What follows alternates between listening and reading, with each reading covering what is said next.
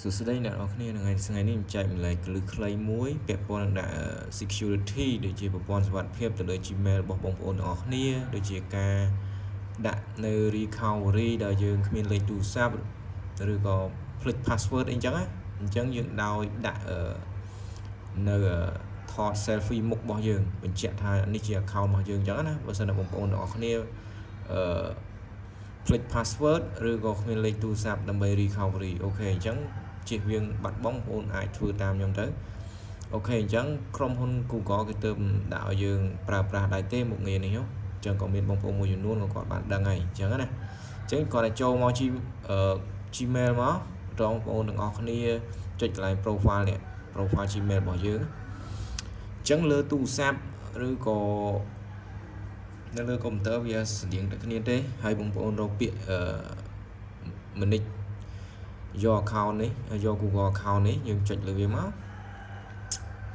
បន្ទាប់បងប្អូនទាំងអស់គ្នាចុចកន្លែងនេះ security and sign in នេះចុចមក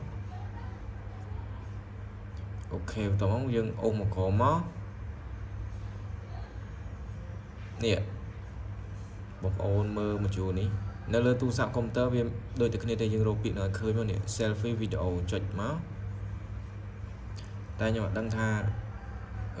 selfie បានទេដោយសារតែកុំព្យូទ័រខ្ញុំវាកាមេរ៉ាច្បាស់អញ្ចឹងយើងចុច continue ទៅមុខទៀត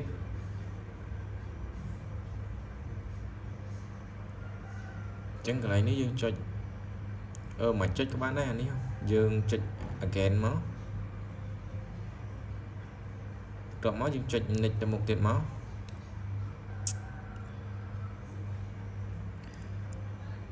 នេះចុច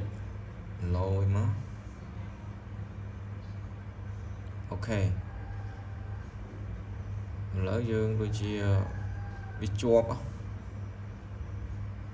ឡូវយើង start សាកមើលតើវាឲ្យអត់បងប្អូនអញ្ចឹងយើងងាកវាមកឆ្វេងផុតមកបន្តងាកទៅស្ដាំឲ្យយូរវាផុតមកហើយយើងដាក់មុខយើងឲ្យចំមកហ្នឹង